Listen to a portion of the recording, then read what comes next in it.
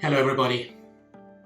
The legendary American basketball player Michael Jordan once said, "Talent wins games, but teamwork and intelligence wins championships." I love that phrase amongst the many quotes that I've heard about what we're going to talk about today, which is building effective teams. Not just building teams, but building effective teams. Now, what I love about that quote is the fact that for some leaders, it's about winning the game. That's fine.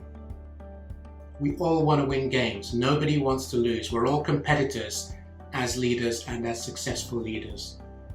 However, the key thing as a leader and being successful is that you play the long game. So the question is, are you playing the short game, which is to win one or two or several games, key games maybe, but you're losing sight of the championship, the title? Seasons are generally long, whatever it is. The seasons are over several weeks, months. The question is, are you playing for the championship? Hello everybody, my name is Chris Igwe. I have 35 years experience working across 5 different continents and countries.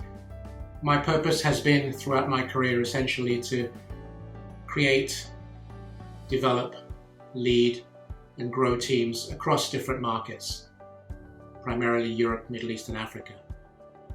So we're going to drill down into building effective teams. Because you see, building a team is one thing, but having a team that performs day in, day out, consistently is a whole different thing. It's a whole different aspect of leadership. If, as you've listened to many of these videos, I hope, or if not, if this is your first time, it would be great if you liked, commented, or shared, or indeed subscribed to this particular channel. I'd love to know your thoughts about building effective teams, how you've built them, what the success criteria were, and how they compare perhaps to the ones that I'm going to share with you. You see, when you build teams, the thing you need to realize and appreciate, especially when you're at the top of your game, and I've had the pleasure of being at the top of my game for many, many years now, is often you are parachuted in to an organization or into a team.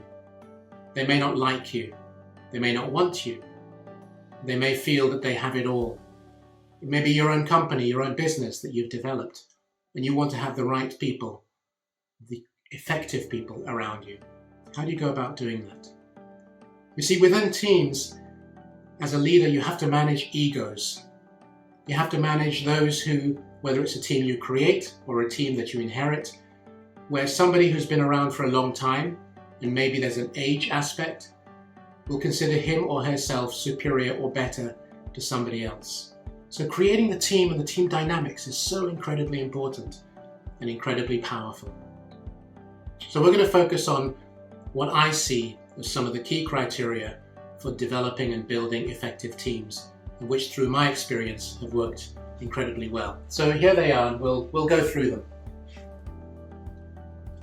The first one is purpose and mission. You see, even before you start, as the leader, you have to define what is the purpose and what is the mission that has been established. What is it that you need to do in order for you to say that has been a successful assignment? Now, there are many movies out there, no doubt, that you can think about, but in my career, one that has really impacted me significantly was back in the 60s, late 60s, a movie called The Dirty Dozen. There were absolute rock stars of the day in that particular movie, set in the Second World War. The likes of Lee Marvin, Ernest Borgnine, Charles Bronson, and many more that maybe you haven't heard of, but they were absolute legends, not only in the cinema, but also in the movie itself. And basically, it was about the fact that the colonel had to bring together what was effectively an eclectic team of individuals. They were murderers, rapists, criminals. They had done some really bad things and they were on death row. and they had to go on a mission behind enemy lines in this particular movie. Now, it had so many strong characters in it, not just individuals, but the characteristics, which is exactly what we live today in our successful, dynamic, combative environment for business, which is people who didn't want to take anything for granted. They wanted not to listen to authority. They did not care because they really didn't have any future, so why should they get on with anybody else? The dynamics are amazing. But what the Colonel was able to do was to define the purpose and the mission. Why, if they came out of prison, which some actually didn't want to, they said, no, I'll stay in prison. But to come out of prison, they had to be given an absolute purpose as to what that mission was going to be. And within that mission, it's not just about the mission itself. And we as leaders also have to communicate the why. Why does it have to be done? Because if you can't engage the why and buy into people's emotional commitment, desire to help you as a leader, they're not going to do it. If it's simply, we want to increase revenue, that's great. But you want to increase revenue, why? You want to grow the business, great, but why? Do you want to be number one? You want to be a competitor in that field? Do you want to be the best in that particular company, the best division, the best country? What is it? Get them involved. So it's the purpose, the mission, and why that drives them beneath all that. The next one is specific goals. Now, we talked about this in a previous video about goal setting, and I'd invite you to go and look at that. But here, this is about creating specific goals around that mission and objective. Because once you've clarified that in your own mind, then you'll be able to communicate it later on. Because what I would say is, these first three are more about you figuring that out. This is about you deciding and defining how that team is supposed to perform. So define the specific goals that need to be achieved and in what time frame. Then the team roles. By team roles, I mean, who are you going to either hire in or bring from your pool of individuals in your organization to be part of the team? And once you've defined who, it's the what. What is their assignment, their mission? What are they supposed to do? You've got to be clear about that. And then what is expected of them in the time frame that you're giving them. So once you've defined the team, you need to then give them roles, responsibilities, and actions within that specified time frame. So these are all about you coming up with that. And then we can assume here, with the dotted line, that you've created the team. You've put the team together, you've brought them together. And then once you do that, and this is really important, track the progress. You see, I know a lot of leaders, including those that I've managed in my team, who don't track progress. You make a huge assumption, which is a big error. In other words, you assume that the information that you gave them at the beginning is going to carry them on through. Remember, if it's over weeks or months, maybe even years, if you want to be number one in your sector, it's going to take years to get there, perhaps. You've got to keep them motivated, so you've got to track the progress. Now, if you have a team and you delegate, that's okay. And the person to whom you delegate is maybe the one through whom you track progress. They're the ones who come to you and give you a feedback and report weekly, bi-monthly, monthly, whatever the schedule is that you set up.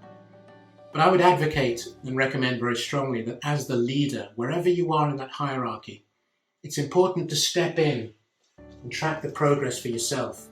Nothing against whoever you've delegated it to. You can support them in the meeting and wherever. But you want to get a sense firsthand of what is working, what is not working, and why isn't it working. Maybe they can't tell you as a team. Maybe they don't want to tell you for fear of reprisals. But it's up to you to find out and track progress. And then the final one, which is really, really important and often forgotten, recognize and reward. You want to recognize your team and you want to reward them. It could be as little as a thank you, but for some people, a thank you is a big thing if they've never had it. Or it could be financial, a bonus, or it could simply be a day off, a long weekend, whatever. It could be a team, group, company outing, whatever it happens to be.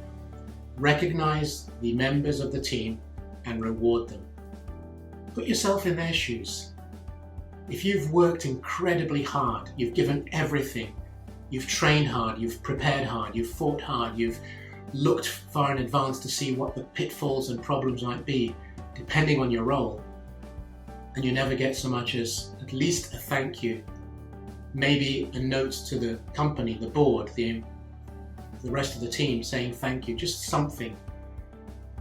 It's really, really vital that we recognize and reward people for all that they've done. So as a quick recap, to build effective teams, you need to define the purpose and the mission and be very clear for yourself, first of all, which you're then going to communicate to the teams. You define the goals, make them very specific, again, for yourself as to what the team is going to do. The team roles, who is going to be in the team, what is their role going to be, what do you expect of them. And once the team has been selected, you track progress and eventually you recognize and reward. So these are all things that I think are critical in the process of building effective teams. Because once you've done that, you will see the power and the energy that is given within the team back to you in support of what you're doing. Now, I've had many examples of this, but for me, probably the most significant, because it was probably the one that would have broken me, perhaps as a leader.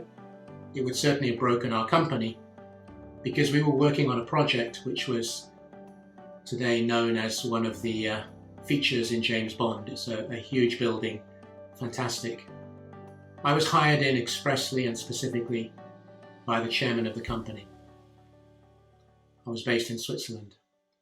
Now, you remember I mentioned earlier on, you might be parachuted into a company.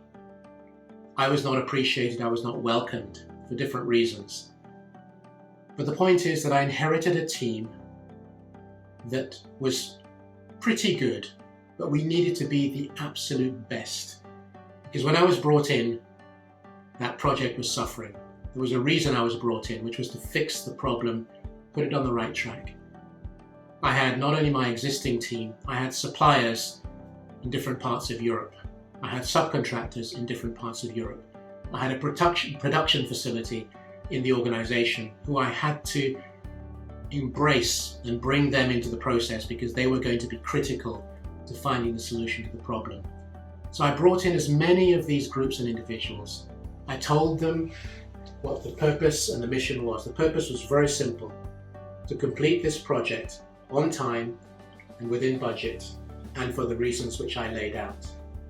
Each one had a goal, each one had a team role beyond what was already defined. And boy, did I track progress. I was absolutely on the case of my key individuals who I had in place, some who I created, put them in place, others were already there.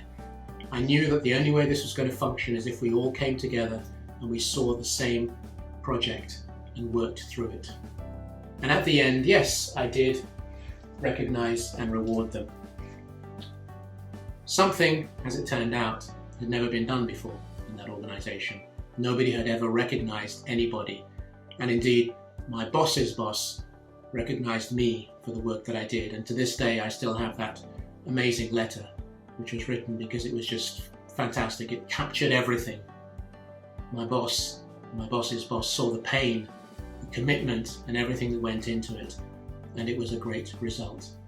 So do not neglect this part. It's so easy to forget. This is very important, but this is as well.